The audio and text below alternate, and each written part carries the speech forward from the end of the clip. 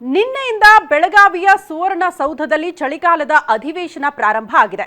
But ನಿನ್ನೆ ಬರೀ ಅಗಲಿದ ಗಣ್ಯರಿಗೆ ಸಂತಾಪ ಸೂಚಿಸೋದಕ್ಕೆ ಮಾತ್ರ ನಿನ್ನೆ ಅಧಿವೇಶನ ಸಾಕ್ಷಿಯಾಯಿತು. ಬಟ್ ಇವತ್ತಿನಿಂದ ನಿಜಕ್ಕೂ ಉತ್ತರ ಕರ್ನಾಟಕ ಭಾಗದ ಸಮಸ್ಯೆಗಳ ಬಗ್ಗೆ ಚರ್ಚೆ ಆಗುತ್ತಾ ಅಂತ ನೀವು ಪ್ರಶ್ನೆ ಮಾಡಿದ್ರೆ ಖಂಡಿತ ಇಲ್ಲ. ಇವತ್ತು ಕೂಡ ವಿಪಕ್ಷಗಳು ಕಾಂಗ್ರೆಸ್ನಲ್ಲಿರುವಂತಹ ಕುರ್ಚಿ ಕಾದಾಟದ ವಿಚಾರವನ್ನ ಪ್ರಸ್ತಾಪ ಮಾಡಿ ಗದ್ದಲ ಗಲಾಟೆಯನ್ನ ಎಬ್ಬಿಸೋ ಸಾಧ್ಯತೆ ಇದೆ. ಹಾಗಾದ್ರೆ ಇವತ್ತು ಬಿಜೆಪಿಯ ಬತ್ತಳಕೆಯಲ್ಲಿರುವಂತಹ ಅಸ್ತ್ರ ಏನು? ಇವತ್ತು ಸದನದಲ್ಲಿ ಯಾವ ವಿಚಾರ ಚರ್ಚೆಗೆ ಬರಬಹುದು? ಆ ಕುರಿತ ಒಂದು ಸಂಪೂರ್ಣ ವರದಿ ಇಲ್ಲಿದೆ ನೋಡಿ.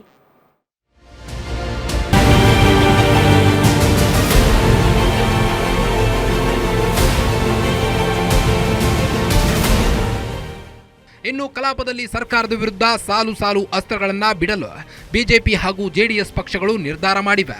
ನಾಳೆ ಬೃಹತ್ ರೈತರ ಪ್ರತಿಭಟನೆ ಇದ್ದು ಬಿಜೆಪಿ ಹಾಗೂ ಜೆಡಿಎಸ್ ಶಾಸಕರ ಸಂಪೂರ್ಣ ಸಹಕಾರ ಘೋಷಣೆ ಮಾಡಿದ್ದಾರೆ. ಪ್ರತಿಭಟನೆಯಲ್ಲಿ ಭಾಗವಹಿಸಿ ನೇರವಾಗಿ ಸದನಕ್ಕೆ ಬಂದು ರೈತರ ವಿಚಾರ ಚರ್ಚೆ ಮಾಡಲು ತೀರ್ಮಾನ ಮಾಡಿದ್ದಾರೆ. ಇನ್ನು ರೈತರ ಕಬ್ಬು ಮೆಕ್ಕೆಜೋಳಕ್ಕೆ ಬೆಲೆ ನಿಗದಿ ವಿಚಾರ, ಸರ್ಕಾರಿ ಶಾಲೆಗಳ ಮೂಲಭೂತ ಸಮಸ್ಯೆ, ಉತ್ತರ ಕರ್ನಾಟಕ ಅಭಿವೃದ್ಧಿ ಬಗ್ಗೆ ಚರ್ಚೆ ನಡೆಸಲಿದ್ದಾರೆ ಎನ್ನಲಾಗಿದೆ. ಇಂದು ಸುಮಾರು 20,000 ರೈತರು ವಿಧಾನಸೌಧಕ್ಕೆ ಮುತ್ತಿಗೆ ಹಾಕುವ ಮೂಲಕ ಸರ್ಕಾರಕ್ಕೆ ಬಿಸಿ ಮುಟ್ಟಿಸುವುದಾಗಿ ಬಿಜೆಪಿ ಅಧ್ಯಕ್ಷ ವಿಜೇಂದ್ರ ತಿಳಿಸಿದರು.